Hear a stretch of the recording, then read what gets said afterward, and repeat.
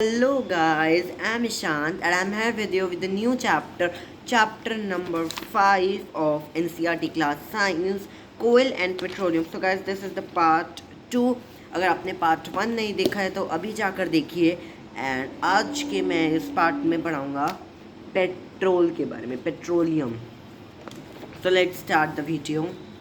You know that petrol is used as a fuel in light automobiles such as motorcycles, scooters and cars. Heavy motor vehicles like trucks and tractors run on diesels. Petrol आप सभी के सभी vehicles चलाते हैं. कोई bike चलाता है, कोई कार चलाता है, कोई स्कूटी चलाता है, कोई सब चलाता है. उनको चलाने के लिए उनको भी तो फूड चाहिए. अगर एक लिविंग ऑर्गेनिज्म की ग्रोथ के लिए या फिर उनको वर्क करने के लिए अगर फूड चाहिए तो उन्हें भी फूड चाहिए वर्क करने के लिए. और उनका फूड ऑब्वियसली फूड नहीं है, उनका फूड है पेट्रोल. अगर आप पेट्रोल नहीं डालेंगे एक्टिवा में, अपनी कार में, किसी भी चीज़ में, तो वो वर्क नहीं करेंगी. वाई? क्योंकि उन्हें भी चाहिए खाना. एंड बट जो ट्रक्स होते हैं, जो ट्रैक्टर्स होते हैं, जो बड़े व्हीकल्स होते हैं, जो बहुत बड़े बड़े व्हीकल्स होते हैं, वो उससे नहीं चल सकते. डीजल से चलते हैं, वो पेट्रोल से नहीं चल सकते हैं. वाई? क्योंकि वो बड़े बड़े हैं, वो तो डीजल पे ही चलेंगे. अब ये पेट्रोल और डीजल जिनसे ये व्हीकल्स चलती हैं वो कैसे बने हैं वो हम इस पार्ट में पढ़ेंगे. Petrol diesels are obtain from a natural resource called petroleum. Natural resource पढ़ लिया आपने क्या होता है. तो ये दोनों चीज़ें, पेट्रोल और डीजल, दोनों ही चीज़ें एक नेचुरल रिसोर्स से ही बनी है जिसका नाम है पेट्रोलियम. पेट्रोलियम आपका यहाँ पर लिखा हुआ है. Coming to the next, petroleum. जो पेट्रोलियम है, पेट्रोल और डीजल पेट्रोलियम से बने हैं. एंड पेट्रोलियम कैसे फॉर्म हुआ है? Dead organisms living in the sea. जो सी होता है, सी यानी कि समुंदर के अंदर जो ऑर्गेनिजम्स रहते हैं, जो भी ऑर्गेनिज्म समुंदर के अंदर रहते हैं, उनसे ये पेट्रोलियम बना है. As these organisms, for example this is a sea. ये पूरा समुंदर है, इसके नीचे प्लांट्स भी हैं, एनिमल्स भी हैं. सीज के अंदर जो भी लिविंग ऑर्गेनिजम्स होते हैं वो सारे मर गए, एक जगह इकट्ठा हो गए और सी के बॉटम में चले जाते हैं, बिल्कुल बीच में आ जाते हैं और कवर्ड हो जाते हैं सैंड एंड क्ले से. उसके ऊपर मिट्टी चिपक जाती है. समुंदर में मर गए, बीच में आ गए और फिर मिट्टी चिपक गई. मिट्टी चिपकने के बाद ओवर मिलियंस ऑफ ईयर्स, यानी कि मिलियन ईयर्स लग जाते हैं. एब्सेंस ऑफ एयर नहीं होती है, हाई टेम्परेचर होता है, हाई प्रेशर होता है और वो डेड ऑर्गेनिजम्स क्या बना देते हैं? Natural gas and petroleum. वो पेट्रोलियम आपको इसी से मिलता है और उस पेट्रोलियम से पेट्रोल एंड डीजल बनता है. सो आपको पता चल गया पेट्रोलियम कैसे बना है. सीज के अंदर जो डेड ऑर्गेनिजम्स होते हैं वो बीच में आ जाते हैं मरकर, सैंड चिपक जाती है. Then high temperature, high pressure की वजह से वो क्या हो जाता है? बन जाता है पेट्रोलियम. ऐसा ही कुछ कॉइल में होता है, अगर आपको याद होगा तो. 5.4 figure look at it shows the deposits of petroleum and natural gas. So 5.4 figure, अपनी बुक की 5.4 फिगर एक डायग्राम से आप समझ कर देखिएगा. ये डायग्राम इम्पोर्टेंट है, एग्जाम में ज़रूर आ सकता है. The world's first oil was used drilled in Penicillins, USA in 1859. So जो वर्ल्ड का फर्स्ट ऑयल बना था, ये एक येलो बॉक्स में है, दैट जो वर्ल्ड का, पूरे वर्ल्ड का पहला ऑयल, जो भी आप तेल लगाते हैं, बट जो पहला ऑयल था वो पेंसिल्वेनिया USA में बना था. आई डोंट थिंक सो मैं इसकी प्रोनाउंसिएशन सही बोल रहा हूँ या नहीं, I don't know actually. USA में बना था 1859 में और कुछ सालों बाद, 8 years later in 1867 oil was struck at Mecum in Assam में बना.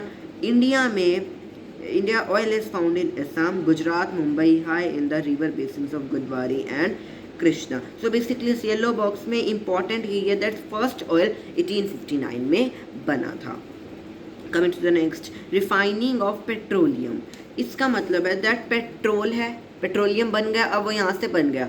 अब हम ऐसे ही पेट्रोल को तो यूज़ करेंगे नहीं, पेट्रोलियम का ऐसे हम यूज़ नहीं कर सकते, उसके अंदर काफ़ी ज़्यादा डर्ट होगा, वो समुंदर के अंदर मिलियंस ऑफ ईयर्स से बनकर आया है, तो ऑब्वियसली उसके अंदर बहुत सी चीज़ें होंगी।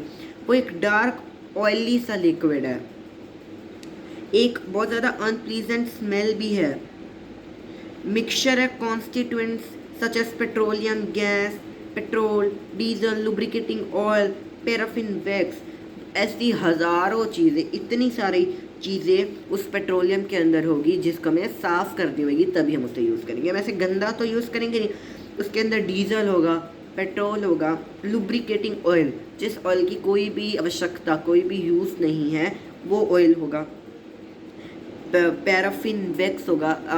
यूजुअली इसके अंदर काफ़ी ज़्यादा चीज़ें आ जाती है, और कहने का यही मतलब है दैट उसके ऊपर बहुत ज़्यादा चीज़ें चिपकी होती है और बहुत ज़्यादा डर्ट होता है। The process of separating of the, अब उस पेट्रोलियम से वो सारी चीज़ें निकाल दी, उस प्रोसेस का नाम होता है petroleum refining, known as petroleum refining या रिफाइन करना। रिफाइन का मतलब ये होता है साफ कर देना। So refining is the correct word, it is carried out in a petroleum refinery. और ये किस में होता है, कैसे होता है, बेसिकली एक पेट्रोलियम रिफाइनरी में, एक मशीन में जिसका नाम है पेट्रोलियम रिफाइनरी। 5.5 में आपको एक ब्लर पिक्चर दिख रही है, ब्लर तो नहीं है, कैमरे में बिल्कुल सही दिख रही है। इस तरीके की कोई रेफिनरी होती है जिसके अंदर पेट्रोल बिल्कुल साफ हो जाता है। Coming to the next important topic, natural gas. Natural gas क्या होती है, अब पेट्रोलियम भी बनेगा और नेचुरल गैस भी बनेगी। Natural gas is a very important fossil fuel because it is easy to transport through pipes. So natural gas, ऐसा मत समझिए कि दैट नेचुरल गैस इम्पॉर्टेंट नहीं है, नेचुरल गैस भी उतनी ही इम्पॉर्टेंट है जितनी पेट्रोलियम है। पेट्रोलियम तो इम्पॉर्टेंट है ही, बट नेचुरल गैस इसलिए इम्पॉर्टेंट है क्योंकि ये एक फॉसिल फ्यूल है, ये एक फ्यूल है because it is easy to transport. क्या होता है, हम पाइप्स के द्वारा, छोटी छोटी पाइप्स के द्वारा नेचुरल गैस को भेजते हैं, इसीलिए इम्पॉर्टेंट है। जो नेचुरल गैस है वो स्टोर होती है एक high pressure as compressed natural gas CNG के अंदर वो स्टोर होती है। CNG is used for power generation. It is now being used as a fuel for transport vehicles because it is less polluting. Natural gas का हमें use करना चाहिए because ये पॉल्यूशन कम क्रिएट करती है, उन चीज़ों से, पेट्रोल से, डीजल से कम पोल्यूशन क्रिएट करती है। क्योंकि ये नेचुरल गैस है, ये ट्रांसपोर्ट व्हीकल्स इन सब चीज़ों में चलती है और कम पोल्यूशन क्रिएट करती है।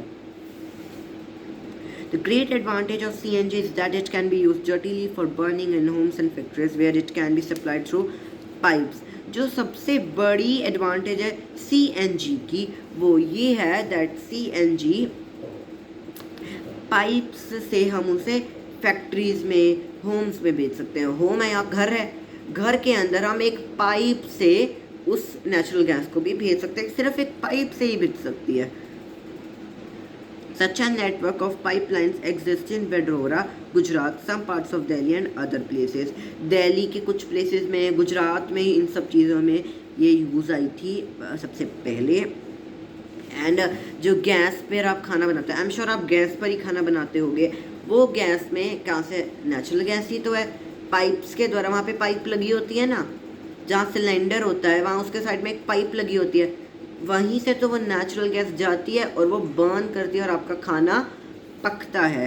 तो अब आपको पता चल गया नेचुरल गैस कितनी इंपॉर्टेंट है। खाना कुक ही नहीं होगा अगर नेचुरल गैस नहीं होगी तो। ये और किस तरह से यूज़ हो सकती है, starting material of manufacturing of a number of chemicals and fertiliser. Natural gas से बहुत सारे फर्टिलाइजर्स यानी कि जो प्लांट की ग्रोथ में हेल्प करते हैं और बहुत ज़्यादा केमिकल्स बनाने में भी यूज़ आता है। India has vast reserves of natural gas. India के अंदर काफ़ी ज़्यादा यूजेज हैं नेचुरल गैस के, काफ़ी ज़्यादा रिजर्व्स हैं इन our country. Natural gas has been found in Tripura, Rajasthan, Maharashtra, Krishna Godavari. So these are the places where in our country we found natural gas. In natural gas कहाँ found हुई है? त्रिपुरा में. ये आपको प्लेसेस याद करने हैं, काफ़ी इंपॉर्टेंट है. Tripura, Rajasthan, Maharashtra, Krishna Godavari delta. Okay, next. Can coal, petroleum and natural gas be prepared in the laboratory from dead organisms? Coil पढ़ ली, पेट्रोलियम पढ़ लिया, ये सब कैसे बने हैं? एक नेचुरल प्रोसेस से बने हैं. मिट्टी के अंदर दब के, सी के समुंदर के अंदर दब के हज़ारों मिलियन साल के बाद कॉयल पेट्रोलियम बनता है. क्या ये हम बना सकते हैं लेबॉर्ट्री में? लेबॉर्ट्री में क्या हम ये केमिकल्स डाल के डेड ऑर्गेनिज्म से बना सकते हैं? द आंसर यहाँ नहीं लिखा हुआ, आंसर इज़ नो.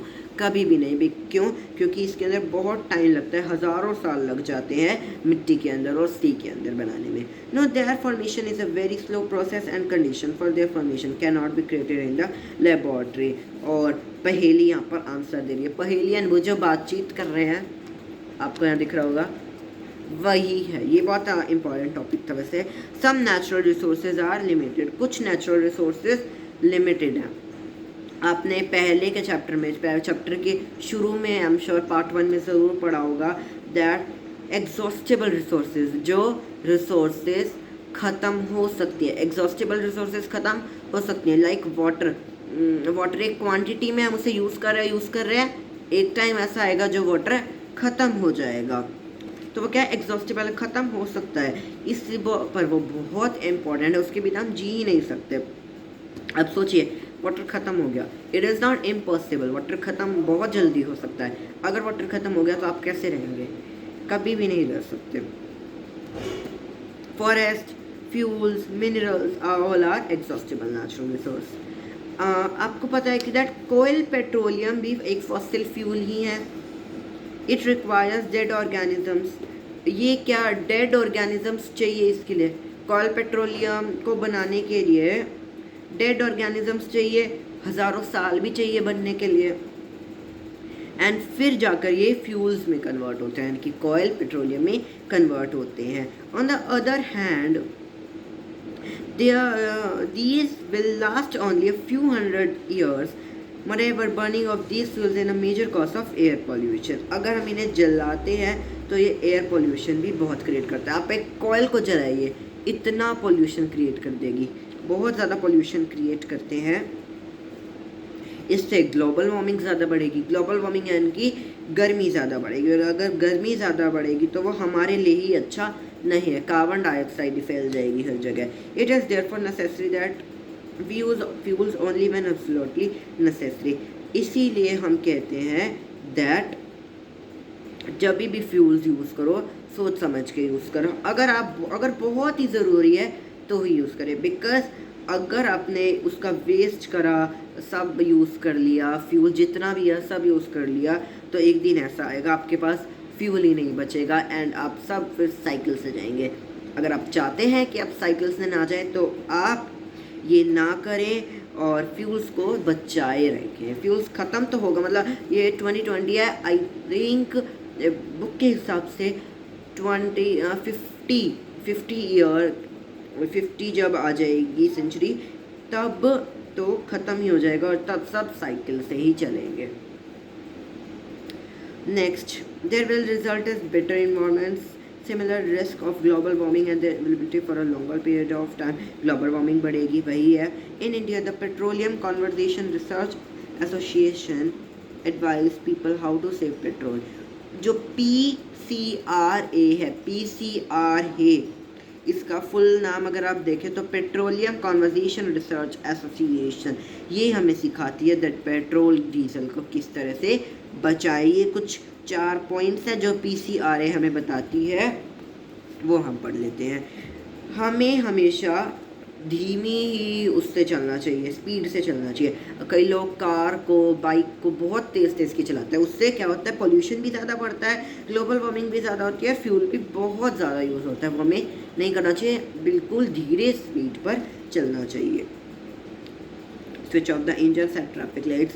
अब जब ट्रैफिक लाइट रेड हो जाती है, आपको बीच में रुकना पड़ता है, तो आप डीजल या पेट्रोल को बंद कर दें ताकि वो वेस्ट ही ना चलता रहे। आप चल भी नहीं रहे और वो वेस्ट भी हो रहा है, सो उसका फ़ायदा ही क्या। Ensure correct tyre pressure. जो टायर का प्रेशर है उसको करिए ताकि जो डीजल है वो वेस्ट ना हो। Ensure regular maintenance of the vehicle. जो आपकी व्हीकल है, जिस पर भी आप जाते हैं, उसकी ज़्यादा से ज़्यादा हर दिन मेंटेन कर कर रखे, देन फिर वही आ गया ताकि वो वेस्ट ना हो। So guys, this is the chapter number 5 of coil and petroleum of science. And यहाँ पर मैंने पूरा कॉयल का भी और पेट्रोलियम का भी समझा दिया है आपको। अगर आपको ये चैप्टर अच्छा लगा हो तो प्लीज़ इस वीडियो को लाइक कर देना। मेरे चैनल को सब्सक्राइब नहीं किया तो ऐसी और वीडियोस को देखने के लिए मेरे चैनल को सब्सक्राइब कर देना। And bye, see you again in the next video, bye.